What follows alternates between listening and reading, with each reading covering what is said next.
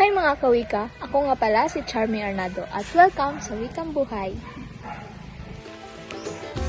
Sa vlog na ito, tatalakayin natin kung paano ginagamit ang iba't ibang anyo ng wikang Filipino sa ating buhay. Mula sa gilinggo, flip-top, hugot, hanggang sa pick-up lines. Tara, simulan natin!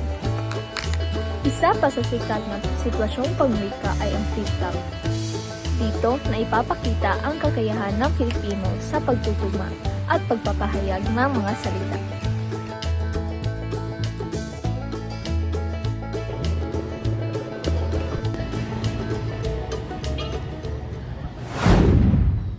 Girl, baka! Siyempre siya today, bro! Stress alive! Siya si Era. Kaka-SS nga ang business eh. Hello kaka, carry lang. Aura lang na aura.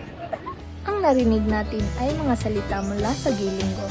Ito ay isang malikhain na wika na nagsisilbing simbolo ng pagkakakilanlan at komunidad ng mga LGBTQ+.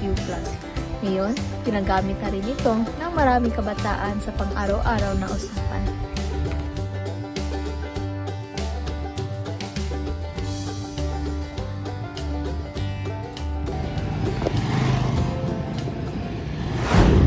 Ako ang hari ng salita, walang kapantay ang dida. Sa Filipino ay ako'y biyasa, hindi lang basta bida. Ang talas ng dila mo, pero ako ang reyna. Sa wika ng bayan, ako ang hari ng larangan. Ang flip-top ay patunay na maaaring maging makabago at makakabataan ang wikang Filipino. Ginagamit ito bilang anyo ng sining at pagtatalo sa pamamagitan ng rap.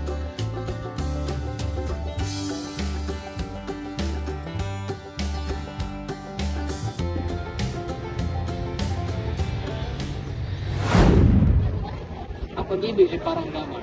Minsan tama, minsan mali. Ang move on parang subject sa Filipino. Lagi mong inuulit. Ang mga hugot lines naman ay talagang tago sa puso. Ang mga ito ay malikhain at madamdaming pahayag na ginagamit ng mga kabataan upang ipahayag ang emosyon at karanasan sa buhay.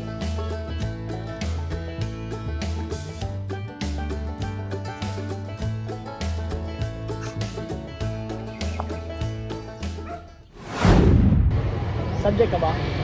Bakit? Kasi inanipulot kita. Di ako pandiwa, pero ikaw ang paksa ng buhay ko. Bakit? Ang mga pick-up lines ay napatunay na ang Filipino ay malikhain sa mga pagpapahayag ng matatamis na banal. Makikita natin na ang wikang Filipino ay hindi lang pang-aralin, ito ay buhay mula sa gilinggo hanggang sa pick-up lines. Pinatutunayan natin na ang Filipino ay patuloy na lumalago habang ang ating wikang kultura.